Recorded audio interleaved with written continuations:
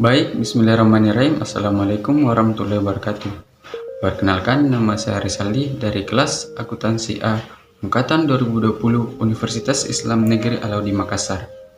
Adapun video kali ini dibuat untuk memenuhi tugas mata kuliah seminar akuntansi yang diampu oleh Bapak Dr. Muhammad Wahyudin Abdullah, SE MSc AKCA, di mana temanya yaitu Creative Accounting. Judul yang akan saya bahas itu Corporate Social Responsibility sebagai strategi Creative Accounting.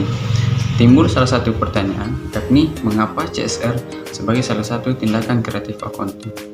Kan seperti yang kita ketahui pada umumnya, bahwasanya Corporate Social Responsibility itu adalah tanggung jawab sosial perusahaan untuk memperhatikan dan memperbaiki dampak sosial, lingkungan, dan ekonomi dari aktivitas mereka.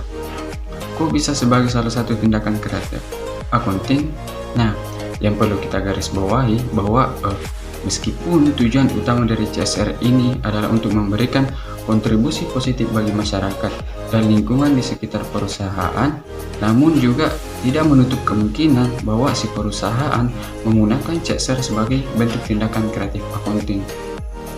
Hal ini didukung oleh beberapa penelitian terdahulu yang mengungkapkan bahwa masih banyak perusahaan, khususnya di Indonesia, yang menggunakan CSR hanya sebagai salah satu strategi untuk mengelabui citra perusahaan. Terus, apa sih itu Creative Accounting? Creative Accounting adalah praktik memanipulasi laporan keuangan dengan cara yang sah atau tidak sah untuk membuat kinerja keuangan perusahaan seolah-olah terlihat lebih baik daripada yang sebenarnya.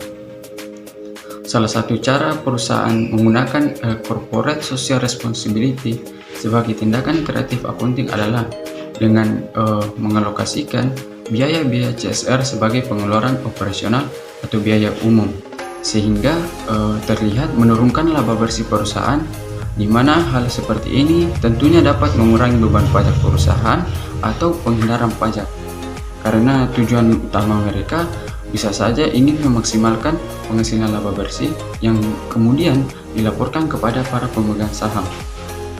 Contoh lainnya itu tindakan CSR sebagai timbulnya praktek Creative Accounting. Misalnya si perusahaan ini menyatakan atau melaporkan dalam annual reportnya bahwa mereka telah mengeluarkan sejumlah dana untuk program CSR seperti penghijauan atau program kesehatan.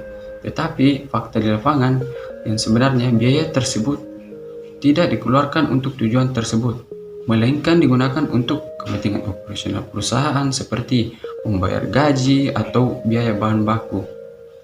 Padahal jika kita lihat CSR ini, jika dilakukan dengan cara yang transparan dan akuntabel serta tidak memanipulasi laporan keuangan, maka si perusahaan bisa menggunakannya sebagai pemasaran dan branding, sehingga dapat meningkatkan citra perusahaan di mata publik dan menghasilkan keuntungan tambahan.